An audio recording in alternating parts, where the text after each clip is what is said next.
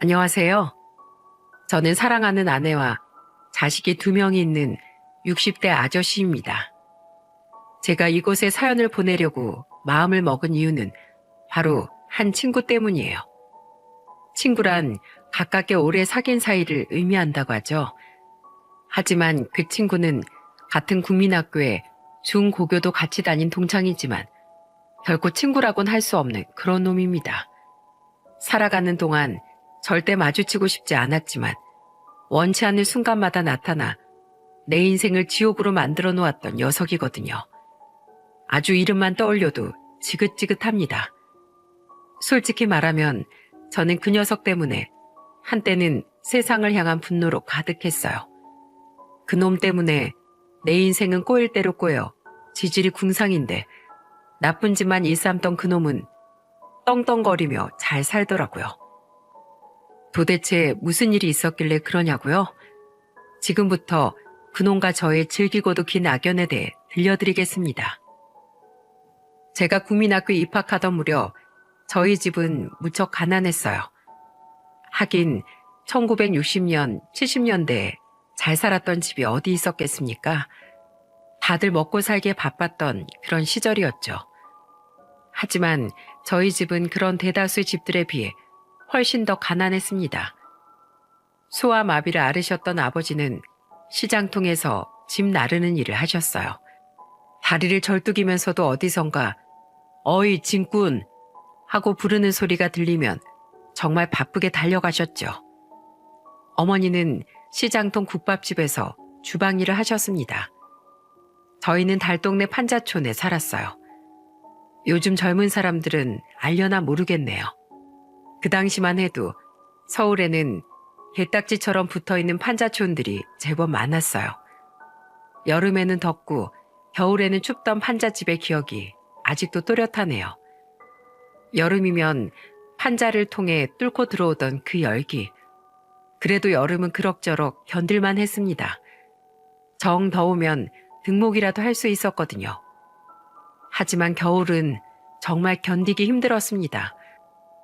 문틈으로 들어오는 우풍은 왜 그리 매섭던지 머리맡에 자릿기를 놓아두면 대접에 담긴 물이 아침이면 꽁꽁 얼 정도였으니까요.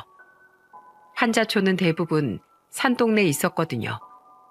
그래서 눈이 오고 나면 길이 꽁꽁 얼어 길거리에 연탄재를 끼워놓고는 미끄럼을 방지하곤 했어요. 저랑 어머니는 특히 더 열심히였죠. 혹시라도 다리가 불편하신 아버지께서 미끄러지시기라도 하면 큰일이었으니까요. 그래도 지금 와서 생각하면 그때는 참 행복했습니다. 어린 마음에 동네 친구들과 가만일 타고 눈 내린 언덕길을 미끄럼 타기도 했고 또 딱지치기, 사방치기라며 아침부터 밤까지 놀았거든요. 가난은 별로 크게 와닿지 않았어요. 왜냐하면 비교 대상 자체가 없었거든요. 판자촌 친구들은 다 가난했고 사는 수준이 다 거기서 거기였으니 말이에요. 판자촌 친구들은 금세 친구가 됐답니다. 어차피 다들 같은 국민학교에 다녔고 길 건너 단독주택촌에 사는 친구들은 지들끼리 따로 놀았으니 우리는 말 그대로 중마고우였죠. 이 친구 저 친구 집으로 우르르 몰려다니면서 밤이면 이불 뒤집어 쓰고 귀신 얘기도 하고 낮이면 길거리에 335 모여 놀고 우리 중에 딱 한 명 여자친구가 하나 있었는데 그 아이 이름이 천숙이었어요. 김천숙. 시원시원하고 똑 부러지는 성격에 웃는 얼굴이 참 예뻤답니다. 그런데 어느 날 갑자기 저희 판자촌에 짙은 어둠이 드리워졌어요. 저희 판자촌이 조만간 철거된다는 거였습니다. 이곳에 큰 쇼핑센터와 주차장이 들어설 거라고 했습니다. 순식간에 삶의 터전을 잃게 된 사람들은 둘만 모이면 땅이 꺼져라 한숨을 쉬었어요. 깊은 밤 부모님의 한숨 소리에 잠에서 깨면 두 분께선 두런두런 나누시던 얘기가 아직도 생생하답니다. 보상금 받아갖곤 반 지하방 하나도 못 구한다더라. 그럼 어떡한데요? 어떻게든 버텨봐야지. 버티다 보면 무슨 수가 나지 않겠어? 버티기만 한다고 뭔 수가 생겨요. 안 나가면 깡패들 풀어서 강제로 때려 부순다고 하던데 일단은 버텨보자고. 철거민 대표들이 합의해 본다고 했으니까 기다려 봐야지. 환자촌에는 암울한 기운이 감돌았지만 그래도 일상은 변함없이 흘러갔습니다. 그러던 어느 날 환자촌의 그 녀석, 내 평생의 철천지 원수 김정학의 아버지가 깡패들을 이끌고 들이닥쳤어요. 김정학 그놈의 아버지가 재개발 추진위원장인지 뭔지 하는 감투를 쓰고 있었거든요.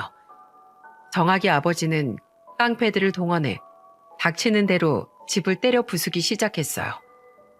생전 처음 보는 무시무시한 가게까지 동원해서 집을 때려 부수자 판자촌의 집들은 종이장처럼 뭉개졌습니다. 순식간에 집을 잃은 사람들은 흙먼지를 뒤집어 쓴 채 바닥에 주저앉아 울부짖었지만 아무 소용이 없었어요. 아버지는 보상금 수령에 억지로 사인을 하고 김정학 그놈의 아버지가 운영하던 대부업체에서 고금리로 돈을 빌렸습니다. 반 지하방이라도 얻으려면 어쩔 수가 없었거든요. 7, 8부에 달하는 높은 이자를 갚다 보면 어느새 원금보다 이자가 더 많아질 수밖에 없는 그런 구조였음에도 불구하고 그 돈을 빌릴 수밖에 없었어요. 왜냐하면 은행이나 다른 대부업체에서는 담보도 없는 가난한 사람들에게 돈을 빌려주지 않았거든요. 그렇게 해서 저희 가족은 방 한 칸짜리 반 지하방으로 이사를 했습니다. 넌 아무 걱정 말고 공부만 열심히 해.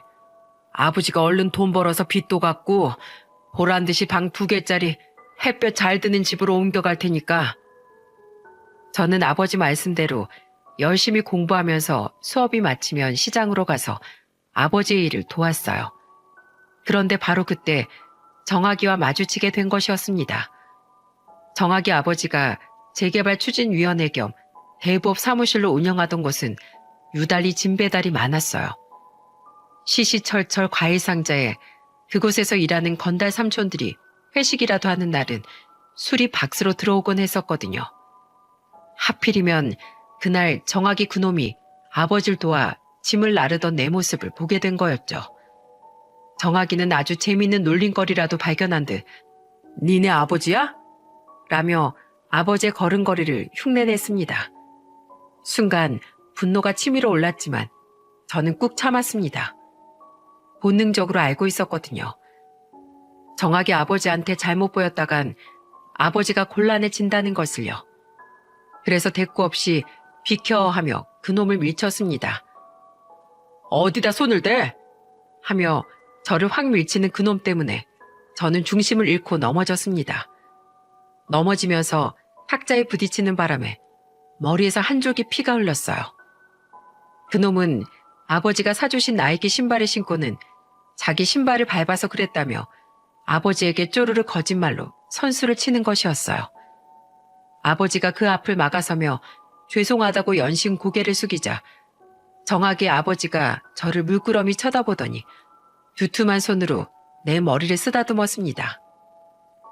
네가 정학이 친구가 사이좋게 지내래 하며 10,000원짜리 석장을 내 손에 쥐어주었습니다. 괜찮다며 안 받자 뭐하냐 안 받고 하며 막무가내로 쥐어주던 정학의 아버지. 당시에 우리로서는 상상도 못할 큰돈이었지만 저는 그 돈을 바닥에 내팽겨치고만 싶었습니다. 그렇게 정학의 아버지 사무실을 나온 전 아무렇지 않은 듯 아버지에게 그 돈을 드리며 말했습니다. 아버지, 우리 이 돈으로 고기 사 먹읍시다. 고기 먹어야 힘나서 더 일할 거 아니에요. 그래, 고기 묵자. 우리 양호 고기 먹인 지 오래됐네. 아버지는 그런 제가 대견한 듯 머리를 쓸어주셨습니다. 우리 양호 잘 참았어. 화난다고 주먹 휘두르는 건 남자 아닌 거다. 아빠 말 무슨 뜻인지 알지? 아버지 말에 저는 그저 고개만 끄덕였어요. 눈물이 나올 것 같았지만 꾹 참았던 것 같습니다. 다음 날 학교 점심시간에 화장실에 다녀온 저는 반 분위기가 심상치 않음을 알게 되었어요. 정학이가 똘마니들을 이끌고 어제 일에 대해 썰을 푸는 중이었습니다. 니네 양호 아버지 뭐 하는지 알아? 몰라? 시장통 쩔뚝이 진꾼 아저씨 있잖아. 그 아저씨가 양호 아버지더라고. 어이, 진꾼. 이러면 왜 쩔뚝쩔뚝 달려오는 게 꼭 오뚜기 같다고 웃었잖아. 와, 난 진짜 그 진꾼 아저씨만 보면 얼마나 웃긴지. 저는 분노로 머릿속이 하얘졌습니다. 야, 김정아! 그때 어디선가 카랑카랑한 목소리가 들려왔어요. 바로 천숙이었어요. 김천숙. 한자촌 이웃이었던 천숙이가 저 대신 나서준 것이었습니다. 정학이 너 진짜 한심하다. 어떻게 장애 가진 사람을 그렇게 놀리냐? 세상에 장애인이 되고 싶어서 장애인 된 사람도 있어? 너야말로 아직 구구단도 잘 못 외우잖아. 근데 우리가 너 돌대가리라고 놀리는 거 봤냐? 전교 꼴찌라고 놀리는 사람 봤냐고. 아이들 사이에서 킥킥거리는 웃음소리가 터져나왔어요. 그러자 얼굴이 빨개진 정학이가 네가 뭔데 나서냐며 천숙을 확 밀어버렸습니다. 눈이 확 돌더군요. 화난다고 주먹 휘두르면 안 된다던 아버지의 말씀은 까맣게 잊어버리고 말았습니다. 저는 정학을 깔고 앉아 주먹으로 정학을 두어 대 때렸어요. 끝내 그놈의 코피가 터지고 말았고 정학의 아버지가 육성회장이었던 탓에 일은 커지고 말았습니다. 없는 형편에 빚을 내어 그놈 치료비를 물어줘야 했던 아버지는 그 일로 무섭게 화를 내시며 저를 엄하게 혼내셨어요. 아버지가 말했지. 세상엔 인간 같지 않는 것들도 많다. 그럴 때마다 주먹을 휘둘러서 해결하려고 하면 네가 커서 뭐가 되겠냐? 폭력배나 정학의 아버지 내서 일하는 삼촌들처럼 폭력배밖에 더 되겠냐? 저는 울음을 삼키며 아버지에게 대꾸했어요. 정학이 그놈이 아버지 걸음걸이 흉내내면서 제 약을 올렸단 말이에요. 아버지 흉보는데 어떻게 참아요? 아버지는 잠깐 말씀을 멈추시더니 이내 온화한 얼굴로 말씀을 이어가셨어요. 너도 내가 다리 저는 게 창피하냐? 아니면 아버지가 진군일 하는 게 창피하냐? 저는 눈물을 삼키면서 대답했어요. 아버지가 왜 창피해요? 그냥 그 자식이 우리 아버지 놀리는 게 싫어서 그랬어요. 난 그깟 놈들이 아무리 놀려도 눈 하나 깜짝 안 한다. 내가 도둑질을 했나? 아님 남한테 몹쓸 짓을 했냐? 그냥 열심히 일해서 내 새끼랑 너희 엄마 배 안 골게 할 수만 있다면 무슨 짓이라도 다 할 수 있다. 아버진 배운 게 없어서 이렇게 고생했지만 넌 그렇게 살게 하면 안 되는 거 아니겠냐? 그러니 넌 공부 열심히 해서 남부럽지 않게 살아라. 애비는 그것 말곤 바라는 게 없다. 아버지는 회초리를 맞은 자국에 안티프라민을 발라주시며 그런 말씀도 하셨죠. 남의 아버지 장애 갖고 놀리는데 그 집 아버진 오냐오냐 하며 지 자식 편을 들지 않더냐? 그럼 그 아버지가 잘하는 거고 못하는 거고? 못하는 겁니다. 내는 잘하는 아버지가 될란다. 그러니 말로 해서 안 되면 주먹부터 나가는 버릇은 고쳐야 하는 거라고 내 새끼한테 따끔하게 가르치는 거다. 내 말 알아들었냐?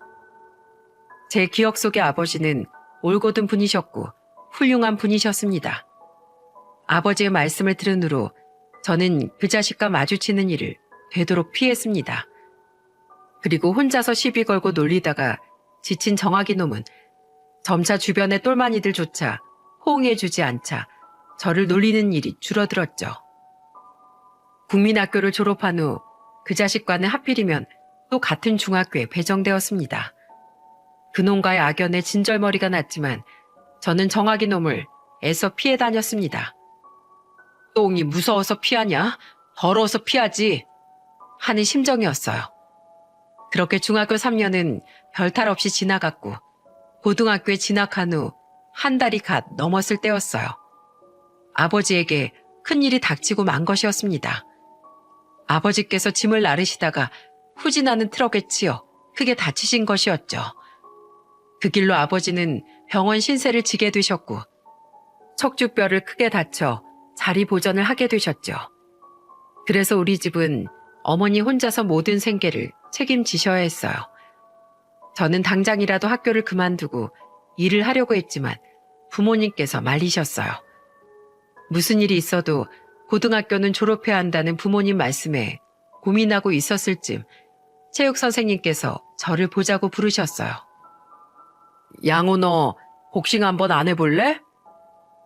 당시 우리 학교는 복싱 특기생이 몇 있었는데 평소 체육 시간에 운동 능력이 뛰어난 저를 체육 선생님께서 눈여겨보신 것이었어요. 복싱하면 공과금 안 내도 됩니까? 그럼 우리 학교는 복싱 특기생을 지원해주는 학교라 공납금도 장학금 형식으로 면제받을 수 있다. 어때? 생각 있냐? 생각해보고 말고 할 것도 없었어요. 저는 선생님의 권유대로 복싱부에 들어갔습니다. 제 결심에 부모님께서도 마지못해 승낙을 하셨습니다. 나랑 하나만 약속하자. 복싱하는 놈이 어디 가서 주먹 휘두르면 그걸로 끝인 거다. 주먹은 시합 때만 쓰는 거야. 약속할 수 있냐? 아버지 당부에 저는 새끼손가락까지 걸며 약속을 했죠. 저는 그날부터 아침이면 4km씩 러닝을 하며 기초 체력을 다졌고 오전 수업은 꼭 받고 오후에만 복싱을 했습니다. 할 수만 있다면 체육특기생으로 대학까지 진학하고 싶었거든요. 그러려면 경기에서 좋은 성적을 얻어야 했으니까요. 운동이 끝나면 어머니의 국밥집을 찾아 뒷정리를 도왔습니다. 하루 24시간이 어떻게 지나가는지도 모를 정도로 아주 열심히 살았어요. 그러던 어느 날, 그날도 아침 러닝을 하는 중이었어요. 어디선가 자전거 경적음이 울렸습니다. 삐링삐링. 자전거가 지나가려 하는 줄 알고 한켠으로 비켜서서 러닝을 계속했어요. 그래도 그 자전거는 계속 삐링삐링 경적음을 울리는 것이었어요. 잔뜩 짜증이 나서 뒤돌아보자 그곳에는 반가운 얼굴이 있더라고요. 천숙이었습니다. 판자촌 이웃이었고 국민학교 때 아버지를 놀리던 정학이 놈에게 시원한 말발을 날려주며 제 편을 들어주던 천숙이. 그 아이가 어느새 단정한 교복을 차려입고 아침 등굣길에 오른 여고생이 된 것이었죠. 여고생이 된 천숙이는 너무 이뻤습니다. 너 천숙이지? 천숙이 맞지? 왜? 너무 예뻐져서 못 알아봤니? 원래부터 이쁘긴 했지. 네가 선머스매처럼 하고 다녀서 그렇지. 자식, 보는 눈이 있어가지고. 천숙이는 며칠 전 러닝하는 제 모습을 우연히 발견하고는 매일 그 시간에 이곳에서 기다렸다고 했어요. 나를 왜 기다렸냐는 물음에 몰라서 물어? 내 첫사랑이 너였잖아. 라며 시원시원하게 웃음을 터뜨리는 그녀의 말에 제 심장이 요동치기 시작했어요. 천숙이는 매일 아침 자신이 코치가 되어주겠다고 했습니다. 영화 로키 보면 나오더만 옆에서 초도 재워주고 물도 챙겨주고 그게 코치 아니야? 그렇게 천숙이는 선뜻 제 코치가 되어주었어요. 지금 와서 생각해보면 아마도 우린 그때 연애를 했던 것 같습니다. 그냥 함께만 있어도 좋았거든요. 그녀가 싸다 준 주먹밥은 얼마나 맛이 있었던지요. 그러던 어느 날 그녀가 잔뜩 그늘진 얼굴로 말했습니다. 나 여상 다니는 거 알지? 알지. 우리 학교에서 다음 달부터 실습 나가거든? 근데 실습 나가는 데가 정학이네 아버지 회사야. 땡땡금융. 정확히 아버지 대부업체는 나날이 성장해서 지금은 꽤 큰 건물까지 매입해 본격적으로 대부업을 하고 있다는 말을 들은 적이 있었어요. 왜 하필이면 그곳이냐는 뜻이었지만 저는 말을 끝맺지 못했습니다. 나도 거긴 안 나가고 싶은데 학교에서 거기로 가라고 하더라고. 날 지정해서 보내달라고 했다나? 정학이 그 자식이 찝쩍거리는 것도 짜증나서 죽을 지경인데 거기서 일하면 뻔질나게 들러서 나 괴롭힐 거 아니야. 소문은 들어서 알고 있었습니다. 정학이 그 녀석이 천숙이한테 엄청 들이댄다고 하더군요. 천숙이는 제가 신경 쓸까봐 말을 하지 않았지만 그 녀석이 모 여상 김천숙을 좋아한다는 소문은 우리 학교에 파다했으니까요. 내가 데리러 갈게. 시습 끝날 때까지 내가 데리러 가면 그놈이 엄한 짓 못할 거 아냐. 정말? 정말 그래 줄 거야? 천숙의 얼굴이 환해졌습니다. 천숙이는 꼭 만화 속 등장인물처럼 표정이 잘 바뀌었어요. 금세 시무룩해졌다가 금세 환하게 웃고 뾰로통해졌다가도 금세 눈이 반달처럼 휘는 표정 부자였어요. 그런 천숙이 너무 아름다워서 나도 모르게 그녀의 입에 입을 맞추었어요. 누가 보면 어쩌려고 그러냐며 볼을 발그스름하게 물들이는 천숙과의 만남은 그렇게 깊어져 갔어요. 그런데 말입니다. 사랑이건 인생이건 그렇게 마음먹은 대로 흘러가진 않는 것 같아요. 그날의 그 사건들이 제 인생을 180도 바꾸어 놓고 말았거든요. 운동을 마치고 엄마의 국밥집에 들른 저는 엄마의 심부름으로 배달을 하고는 천숙이의 퇴근 시간에 조금 늦고 말았어요. 지금처럼 휴대폰도 없을 때이니 마음만 급했죠.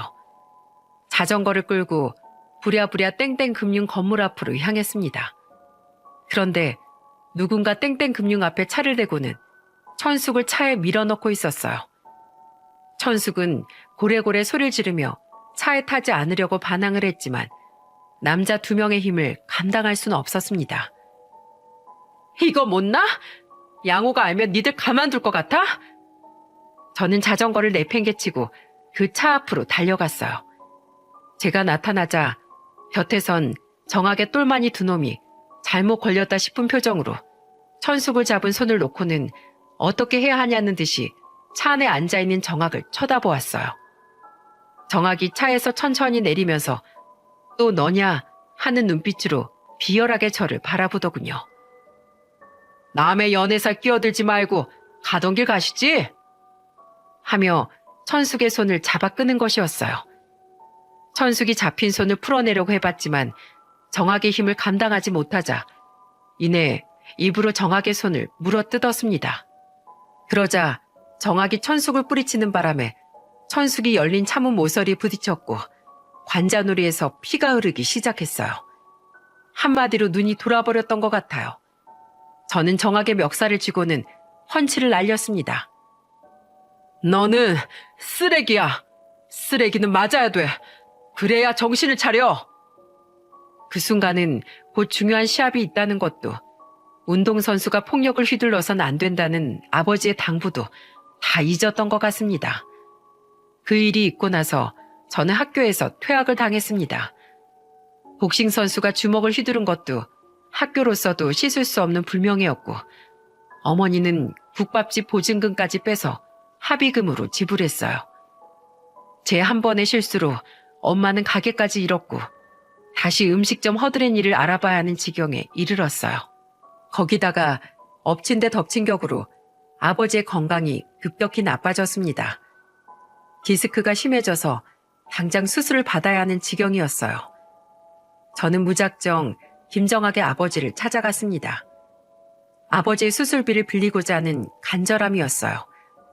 그런데 제 얘기를 듣던 정학의 아버지가 이렇게 말씀하시는 거였어요. 내 자식 두들겨 팬 놈한테 돈 빌려줄 아버지가 있을 것 같냐? 뭐 한 가지 방법이 있긴 한데. 정학의 아버지의 제안은 자신의 밑에서 일하라는 거였어요. 저는 그곳에서 일하는 건달 삼촌들을 잘 알고 있었어요. 매일 시장통 사람들의 가게를 때려 부수고 돈을 받아가는 사람들, 문신에 금팔찌 두르고 술 마시면 진상짓을 일삼는 사람들이었습니다. 아무리 돈이 급해도 그런 일을 할 수는 없었어요. 내가 복싱을 했던 건 훌륭한 선수가 돼서 부모님을 호강시켜 드리고 싶었던 거였는데 고작 그 주먹을 서민들 돈 받아내는 데 쓰는 사람이 되고 싶지 않았어요. 싫습니다.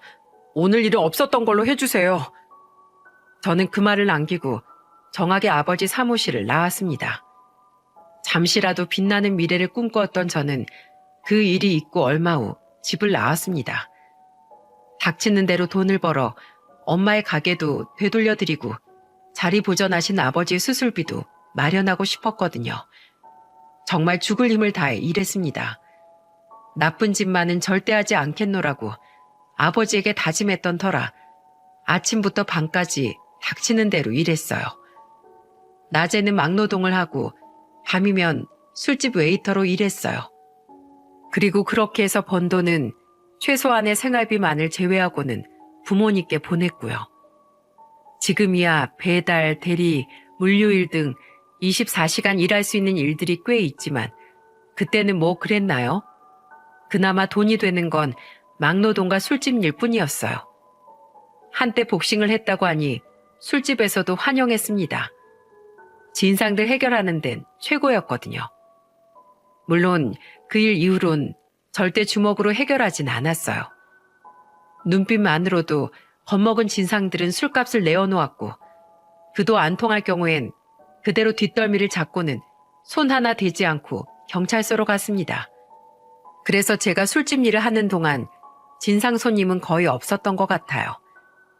막노동과 술집 일을 병행하는 게 점차 힘들어질 무렵 환자촌 친구였던 병수를 만나게 됐어요. 병수는 공고 출신으로 워낙 손재주가 좋아 인테리어 쪽 일을 했습니다. 낮에는 그 친구를 따라 인테리어 업을 배우고 설비 관련 자격증 공부도 했죠. 그날도 일을 마치고 술집으로 갔을 때였어요. 어느 아가씨가 술집 앞을 서성이고 있는 것이었죠. 아, 그녀가 누구인지 한눈에 알 수 있었습니다. 바로 천숙이었어요. 숨어버리면 내가 못 찾을 줄 알았어? 숨긴 누가 숨었다고 그래. 그녀와 저는 생맥 한 잔씩을 앞에 두고 마주 앉았어요. 할 얘기는 100만 가지였는데 입 밖으로 꺼낼 수가 없었어요. 그저 목이 타서 생맥주만 들이켰어요. 잘 지내고 있단 얘긴 병수한테 들었어. 병수 그 자식 천숙이한테 내 얘기를 전해주고 있었던 모양입니다. 내가 왜 찾아왔는지 알아? 제가 모른다고 고개를 젓자 그녀가 결심한 듯 말했어요. 우리 같이 살자. 놀란 나머지 사례가 걸린 전 캑캑거리며 물었어요. 같이 살자니? 나 때문에 네가 이렇게 됐는데 어쩌겠니? 내가 데리고 살아야지. 농담할 거면 가. 나 한가한 사람 아니야. 제가 자리에서 일어나자 천숙은 제 손을 잡았어요. 너 좋아해. 그러니까 같이 살자고. 결혼식은 돈 많이 벌어서 천천히 하자. 부모님 보양하면서 혼자 먹고 살기도 힘든 마당에 한 여자를 어떻게 책임질 수 있겠어요? 제가 모질게 천숙을 돌려보내려 하자 천숙이 말했어요. 혼자 버는 것보다 둘이 버는 게 더 낫지. 우리 둘이 벌어서 부모님도 모시고 살자.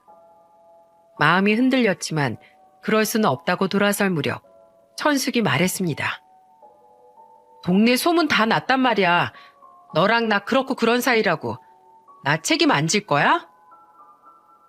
정말 할 말이 없었습니다. 아니 솔직히 저도 천숙이와 함께 하고 싶다는 생각이 강했던 것 같네요. 그렇게 우린 살림이라는 걸 차리게 됐어요. 사실 그날 그때까지 제게 있어 여자라고는 천숙이 하나였거든요. 가끔씩 가게 쪽방에 혼자 누워 있을 때마다 그녀가 그리웠어요. 어디서 뭐하고 있을까? 그리고 그녀와의 아침 데이트가 인생에서 가장 행복했던 순간이었음을 매일 밤 느끼면서 잠들었으니까요. 그렇게 첫사랑 천숙은 제 아내가 됐습니다. 사랑스러운 아내가 제 옆에 매일같이 붙어있다는 사실이 너무나 행복했습니다. 이 행복이 영원하길 바랬습니다.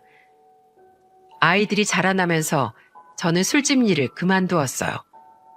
그리고 병수와 함께 인테리어 일을 했습니다. 설비 관련 자격증, 도배사 자격증도 취득했죠. 돈이 제법 되더라고요. 아이들도 잘 자라주었고요.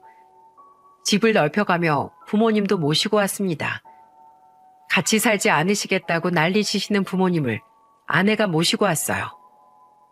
손자 손녀를 봐주셔야 저도 나가서 일을 하죠. 아내의 말에 부모님도 마지못해 승낙하셨어요. 아내는 정말 살림꾼이었습니다. 살림똑 부러지게 하고 아이들 교육도 아주 잘 시켰답니다. 학년이 올라가면서 자신이 미리 학습지를 사서 공부를 하고 TV 강의를 들어가며 아이들을 가르쳤어요. 아이들이 중학교 때까지는 학원 한번 가본 적이 없었을 정도였으니까요. 인성교육이야 말할 것도 없었어요. 사람의 도리와 어른들을 공경하는 사람이 되어야 한다는 얘기는 아이들 귀에 못이 박혔을 겁니다. 제가 일 때문에 늦게 들어가도 항상 아이들에게 아버지 다녀오셨어요? 오늘도 고생 많으셨죠? 라는 얘기를 하도록 했어요. 저 역시 요즘 아이들과는 다르게 부모를 공경하는 아이들을 보며 더 힘내서 일을 했으니까요. 아내 교육 덕분인지 큰아들은 공부를 아주 잘했습니다. 그래서 명문대 의대에 합격을 했답니다. 둘째 딸은 아내를 닮아 똑소리가 났습니다.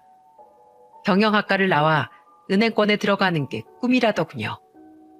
부모님께서는 아이들이 대학에 들어가는 걸 보시고는 2년 차이로 눈을 감으셨어요.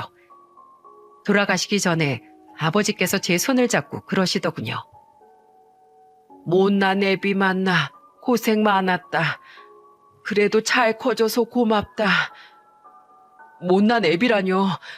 아버지가 제 아버지여서 전 얼마나 감사했는데요. 아버지는 그런 분이셨습니다. 불편하신 몸을 이끌고 가족을 위해 쉴 새 없이 일하셨고 아무리 힘드셔도 내색 한 번 안 하셨던 분이셨죠. 남자답게 사는 법을 알려주셨고 인생의 참 의미가 어디에 있는지를 알려주신 분이었습니다. 그런 아버지가 아니셨다면 아마도 전 주먹 하나 잘 쓰는 걸 핑계 삼아 어둠의 세계에서 쉽게 돈 버는 방법을 택했을지도 모릅니다. 부모님이 돌아가시던 때를 생각만 하면 아직도 가슴 한편이 저려옵니다. 그동안 드린 용돈을 전부 제 아이들 앞으로 적금을 들어 놓으셨더라고요. 그 이후로는 탄탄대로였어요. 큰아들은 의사가 됐고 딸아이는 은행에 들어갔습니다. 일찍 아이를 낳은 덕에 다들 좋은 집안의 자식들과 혼사를 치렀죠. 아이들이 모두 자리를 잡고 가정을 꾸리자 아내는 도배사 일을 배우겠다고 했습니다.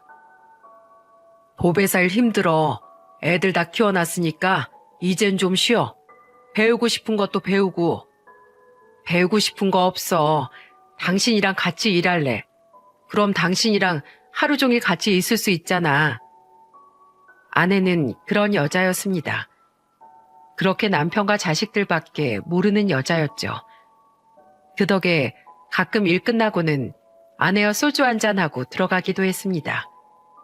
연애다운 연애 한 번 못 해본 저희 부부로서는 젊었을 때로 다시 돌아간 것처럼 너무 좋더라고요. 병수도 우리 부부를 가끔 놀려대곤 했습니다. 재수 씨, 솔직히 말해봐. 양호에 바람 필까봐 감시하려고 도배일 하는 거지? 그러자 아내가 펄쩍 뛰었습니다. 이이가 놔두고 바람 피울 사람이야? 이이는 걱정이 안 되는데 다른 여자들이 이 좋다고 쫓아다닐까봐 그러는 거지. 우리 남편이 워낙 잘생겼잖아. 남자답고. 그날도 그렇게 병수와 아내 저 이렇게 셋이서 저녁에 반주 한잔 하면서 농담을 주고받고 있었는데 갑자기 병수가 눈치를 보더니 정학이의 이 얘기를 꺼냈습니다. 너 정학이 소식 들었냐? 무슨 소식? 정학이 그 자식 결혼한다더라. 그러자 아내가 펄쩍 뛰며 물었어요. 결혼했잖아. 애들이 시집 장가 갈 때 되지 않았나? 그 자식 바람나서 이혼당했잖아. 뭐 그 자식 바람 피운 게 처음은 아니지만 이번엔 눈이 제대로 돌았나 봐. 젊은 여자랑 결혼한다고 친권 양육권 다 전처한테 주고 알짜배기 건물도 그 여자 앞으로 해줬다나 봐. 그래서 걔네 애들도 지 아빠랑 아주 영 끊었다고 하더라고. 쓸개 빠진 놈. 자식, 주식인지 뭔지 안다고 건물 대출까지 받아서 왕창 들어먹었다는 소식 들은 게 얼마 전인데 아직도 남은 재산이 있는 모양이네. 명의 돌려줄 건물이 있는 걸 보면. 제 입에서는 실소가 절로 흘러나왔어요. 그러자 아내가 듣기 싫다는 듯 고개를 흔들며 말했습니다. 그 인간 얘기 그만해, 병수 씨. 밥맛 떨어져. 아휴, 나도 그만하고 싶은데 그 자식이 나보고 자기 결혼식에 꼭 와달라는 거야. 올 친구들이 아무도 없다나 뭐라나. 내년에 자기 건물 리모델링 공사할 때 우리한테 맡기겠다고 꼭 와달라는데 안 갈 수도 없구원. 제대로 된 친구라고는 눈 씻고 찾을래도 찾을 수 없는 놈이니 공사 맡길 테니까 와서 자리 좀 메꿔달라는 속내가 훤히 들여다 보였어요. 마음이 약한 병수는 마지못해 정하게 재혼식에 다녀왔다고 했습니다. 손주 볼 나이에 젊은 여자 끼고서 싱글벙글 하는 꼴이란 에휴 한심해서 하며 혀를 끌끌 차댔어요. 저는 한 귀로 듣고 한 귀로 흘렸습니다. 병수는 그런 친구였어요. 어떤 친구든 간에 마음을 주고 챙겨주는 그런 친구였죠. 하지만 그 이후 더 이상 우리는 병수를 볼 수 없게 됐습니다. 왜 신은 좋고 착한 사람들을 일찍 데려가시는지 병수는 퇴근을 하던 중에 뇌출혈로 그만 쓰러지고 말았습니다. 심장 떨리는 소식에 제일 먼저 병수에게 달려갔지만 병수는 병마와 치열하게 싸우다 결국 우리의 곁을 떠나고 말았습니다. 정말 그때 생각만 하면 가슴이 다 아려옵니다. 얼마나 울었는지 몰라요. 가슴이 너무 아팠습니다. 갑작스런 부고 소식에 우리 친구들은 다들 허망해했던 기억이 나네요. 사회생활을 하면서 워낙 신세를 많이 지기도 했던 친구라 가슴이 더 아파왔어요.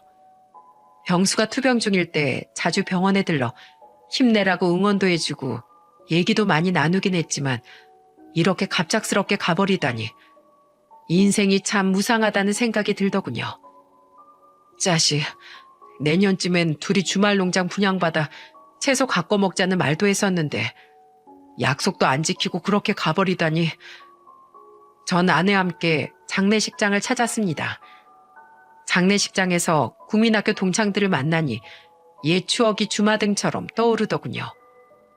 한자촌이 철거될 때 뿔뿔이 흩어졌던 친구들이 모처럼 한자리에 모여 옛 이야기를 하며 병수를 추모했어요. 소주를 한 잔씩 하며 요즘 어떻게 사는지 안부를 묻기도 했고요. 하지만 그때 불청객이 수욱하니 찾아오더군요. 반갑지 않은 손님이었어요. 바로 김정학 그놈이 장례식장에 나타난 것이었습니다. 녀석의 등장에 장례식장은 찬물을 끼얹은 것처럼 싸해졌죠. 전 못마땅해 했지만 그래도 친구를 보내는 자리에 온 녀석이니 예의로 눈인사를 건넸습니다. 하지만 이미 전작이 있었는지 술이 제법 오른 정학이 녀석은 저를 보자마자 또 살살 제 신경을 건들기 시작하더군요. 야, 촌놈 넌 아직도 나이 처먹고도 그렇게 지질이 궁상으로 사냐? 꼬라지하고는 노가다 힘들면 내 밑으로 와서 운전기사나 해. 아님 우리 건물 관리나 하든지. 내가 특별히 친구놈이니 채용해 준다. 뭐? 네 눈엔 내가 지질이 궁상으로 보이냐? 난 네가 오히려 불쌍하게 보이는데. 돈이 많으면 뭐하냐?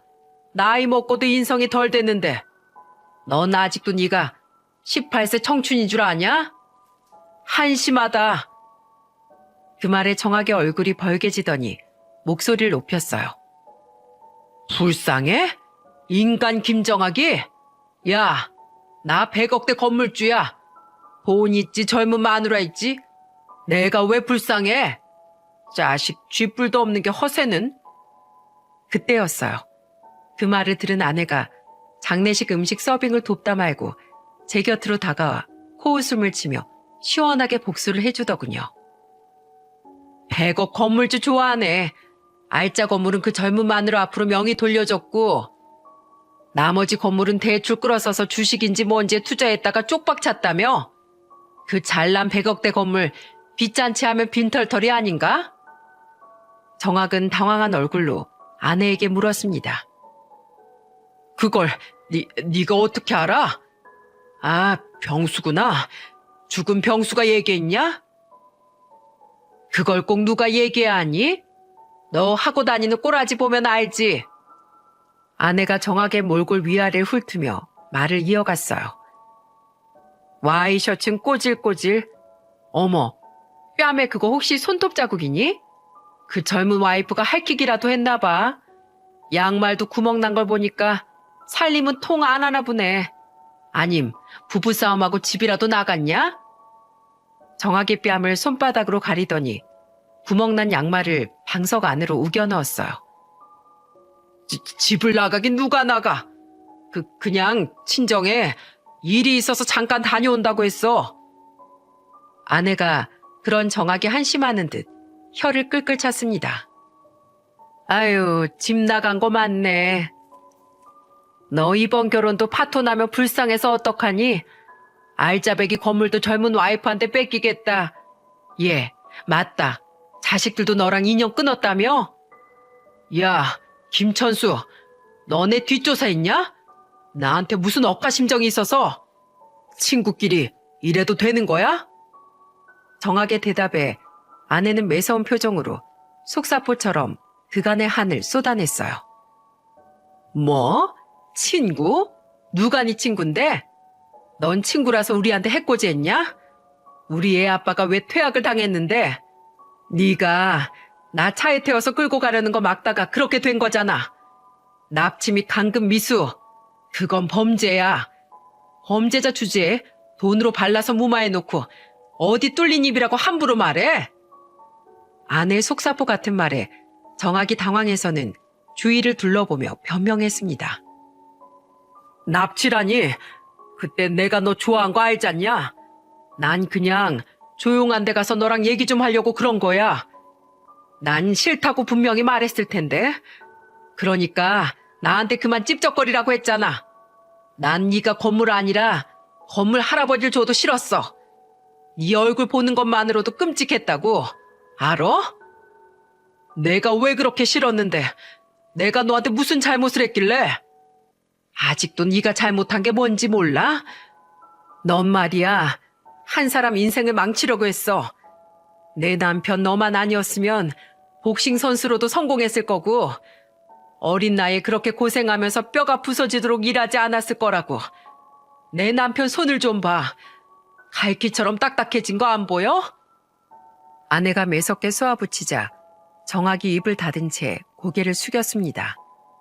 그 자리에 모인 사람들이 낯선 정학의 모습에 의아한 듯 그런 정학을 바라봤지만 아내는 개의치 않고 정학에게 말을 이어갔어요. 아버지 재산 다 말아먹고 가족들도 다 잃은 주제에 네가 감히 우리 남편한테 궁상스럽다고? 야, 내 남편은 도배랑 설비일로 남부럽지 않게 벌어. 거기다가 아들은 의사에 딸은 은행 다니지. 거기다가 우리 모두 건강하지. 넌 뭐냐? 못되게 굴어서 주변에 친구가 있니? 그렇다고 와이프가 있니? 자식이 있니? 너 아프면 간병해줄 사람 없으니까 건강이나 챙겨. 우리 아들네 병원 건강검진 예약해줄까? 너 달린 입이라고 함부로 말할 거야? 인간아, 사람이 되라. 언제까지 그렇게 지 잘난 맛으로 살래? 아무도 널 인정해주지 않는데.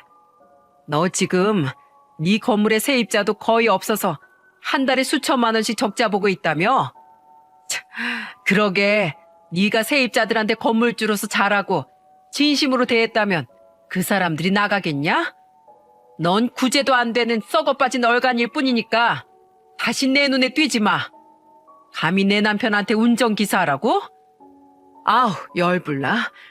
한 번만 헛소리하면 너 머리끄댕이 잡고 가만히 안 둘 테니까 까불지 말어. 알았어? 정학은 얼굴이 시뻘개져서는 부들부들 떨며 일어나더군요. 마치 혼이 빠져나간 것처럼 비척비척 장례식장을 서둘러 빠져나가는 정학을 보며 모두가 혀를 끌끌 찼어요. 정학이 그 자식 평생 아버지 재산 믿고 나대더니 결국엔 말년엔 처자식 다 잃고 친구 하나 없이 늙어가겠네요. 그 녀석은 왜 몰랐을까요? 그깟 돈은 있다가도 없는 거고 없다가도 있는 거라는 걸요. 그저 사랑하는 사람들과 먹고 살 정도면 된다는 것을요. 집으로 돌아오는 길에 저는 슬며시 아내의 손을 쥐었습니다. 못난 나랑 결혼해줘서 고마워. 그리고 고생만 시켜서 미안해. 별소리를 다 하네. 나같이 복받은 사람도 없을걸? 첫사랑이랑 결혼했지. 거기다가 그 남자가 평생 나만 떠받들어 주는데? 아내의 말에 지난 세월이 영화처럼 흘러갔습니다. 그 일이 있은 후 정학이가 저를 찾아오더군요. 초췌한 모습으로 그 녀석이 그러더군요. 친구들이 너만 좋아하는 게 질투가 났었다고요. 친구들한테 떡볶이 사 먹이고 돈을 뿌려대도 그때뿐이었고 자신의 주변에는 친구가 없었다고요. 그런데 개뿔 가진 것도 없는 양호너는 항상 주변에 친구들이 끓고 집이 아무리 가난해도 자기한테 기죽지 않고 당당한 게 약올랐다고 하더군요. 공부도 잘했고 운동도 잘했고 짝사랑했던 천숙이도 자기는 끔찍해하면서 양호 너만 좋아했다고요. 그래서 그렇게 괴롭히고 싶었답니다. 뭐 이미 알고 있는 내용이었기에 사과는 받아주었죠. 황혼을 들어서는 나이에 지난 일로 앙심을 품고 있을 필요는 없으니까요. 어쩌면 지금의 내가 있기까지 휴지를 불태울 수 있도록 해줬던 사람이 정학이었을지도 모릅니다. 그래, 네 사과는 받아줄게. 하지만 네가 사람들에게 인정받는 사람이 되고 싶다면 다른 사람들에게 피해주지 말고 정직하게 살아. 네가 모범을 보인다면 언젠간 네 자식들도 사람들도 널 다 인정하게 될 테니까. 그리고 나이 먹고 우리 찌질하게만 살지 말자. 암튼 지난 세월 생각하면 내 주먹으로 제대로 매운맛을 보여주고 싶지만 네 지금 꼬라지 보니 불쌍해서 못 그러겠다. 쥐어받기 전에 가 이놈아. 그렇게 저는 축 처진 정학이의 뒷모습을 보며 이런 생각이 들더군요. 아, 인생은 영원히 젊게 살 순 없구나. 나이 먹으면 돈이 있든 없든 처량한 늙은 노인네에 불과하구나. 이래서 늙으면 가족이 최고다. 라는 현실을 한 번 더 깨우치게 되었죠. 결국 정학이 이놈은 그 이후 젊은 여자 결국 이혼을 했다고 하더군요. 당연하겠죠? 그 젊은 여자가 늙은 정학이가 멋이 좋아서 결혼을 했겠습니까? 전부 돈 때문이겠죠. 이혼하면서 상당한 거금을 그 여자한테 뺏겼나 보더라고요. 소문으로 들어보니 그 젊은 여자가 아주 정학이를 구워 삶고 살았다고 하더군요. 정학이는 그 여자가 그렇게 좋은지 아주 공주처럼 대접하고 살았다고 했어요. 하지만 결과는 돈 뺏기고 배신당하고 남은 건 거울 속에 비친 처량한 모습뿐이었어요. 결국 정학이는 식음을 전폐하고 술로만 의지하다 결국 쓰러지고 말았습니다. 근데 웃긴 건 정학이한테 병문안을 간 사람이 한 명도 없다는 사실이에요. 한때는 가족도 있었고 자식들도 있었지만 가정을 버린 대가는 참으로 가혹했습니다. 제가 병원에 가니 제 다리를 붙들고 오열을 하더군요. 양호야, 나 정말 죽고 싶다. 사람들이 날 짐승으로 봐. 우리 딸에게 병원에 입원했다고 하니 뭐라고 한 줄 아냐? 평생 거기서 치료받다 죽으랜다. 당신 같은 애비 둔 적 없다면서 말이야. 난 분리수거도 안 되는 쓰레기 같은 놈이야. 내가 왜 가족을 배신했을까? 왜 못된 짓을 그렇게 많이 했을까? 왜 사람들을 괴롭혔을까? 난 너무 후회된다. 예전으로 돌아가고 싶어. 이제야 깨달았니? 이 세상이 돈으로도 사지 못하는 게 있다는 사실을? 돈으로 다른 건 다 살 수 있어도 딱 한 가지, 사람의 마음을 살 수 없어. 네가 젊었을 때나 큰 소리 뻥뻥 치고 다녔지. 지금 네 꼬라지를 봐. 네 거울을 봐. 내 눈엔 이 사회에서 버림받고 갈 곳 없는 노인네라고밖에 안 보여. 이번을 계기로 지난 과거를 반성하면서 살아. 봉사도 하러 다니고 네가 못되게 행동했던 사람들에게 진심 어린 잘못을 빌고 가장 소중한 이 가족들에게 지금부터라도 변화된 모습을 보인다면 지금보다 나은 현실을 살 수 있을 테니까. 자, 이거 죽이다. 이거 먹고 정신 차려 이놈아. 너한테 악감정은 많은데 나보다 못난 너를 보니 연민이 드네. 술 고만 처먹고 제발 사람 좀 되라. 이놈아 간다. 전 그렇게 마지막 조언을 해주고 병원을 나왔습니다. 그리고 제 조언이 통했던 걸까요? 정학이 그놈은 정말 바뀌기 시작하더군요. 갑자기 교회에 나가 예배를 드리기 시작했고 불쌍한 독거노인들에게 생활 필수품들을 사서 일일이 방문해서 봉사를 하기도 했고 고아인 아이들에게 후원도 하기 시작했습니다. 이제야 정학이 그놈은 돈을 어떻게 써야 되고 어떻게 인생을 살아가야 하는지 느끼고 있는 것 같더라고요. 그 좋아하던 술도 완전히 끊어버리고 사람이 되어가는 모습을 보며 저도 느낀 게 많답니다. 그리고 내게 장문의 편지를 써서 지난 과오들에 대해 진심 어린 사과를 해주었답니다. 이 정도면 참 개과천선하지 않았나요? 지금은 전 열심히 도배 일을 하고 있습니다. 제 자식들도 열심히 일들을 하고 있고요. 아내도 언제나처럼 저를 챙겨주며 우리 가족은 행복하게 지내고 있는 중이랍니다. 여러분, 인생이란 뭐라고 생각하시나요? 인생이란 이렇게 도배지처럼 자로된 듯 흠없이 살 수는 없을 것이며 가끔 잘못 붙여 쭈글쭈글해지는 지점도 있겠지만 이렇게 정성스레 자로 재고 성실히 도배지를 붙여 나가다 보면 깨끗하고 눈부신 벽으로 탈바꿈하는 거라고 생각해요. 도배지라는 것이요. 처음에 잘못 붙이면 간격이 점점 더 벌어져서 나중에는 전부 다 뜯어내고 새로 붙여야 하거든요. 아마 정학이라는 놈도 그랬을 겁니다. 처음 벌어진 틈을 진즉에 알아차리고 해결했다면 지금처럼 돌이킬 수 없는 인생이 되진 않았을 겁니다. 요즘 젊은 사람들 사이에서 극과 극 질문이 유행이라고 하더군요. 저도 제 자신에게 질문을 던져봤어요. 100억대 건물을 가졌지만 주변에 친구도 가족도 없는 외로운 인생이 나을까? 큰 부자는 아니지만 사랑하는 가족과 친구들이 있는 인생이 나을까? 저는 100억이 없어봐서 그런지 모르겠지만 후자가 훨씬 더 나은 것 같네요. 여러분은 어떤 선택을 할지 궁금합니다. 사연은 여기서 마치도록 하겠습니다. 다들 행복하시고 가족들과 따뜻한 겨울 맞이하시기 바랍니다. 감사합니다.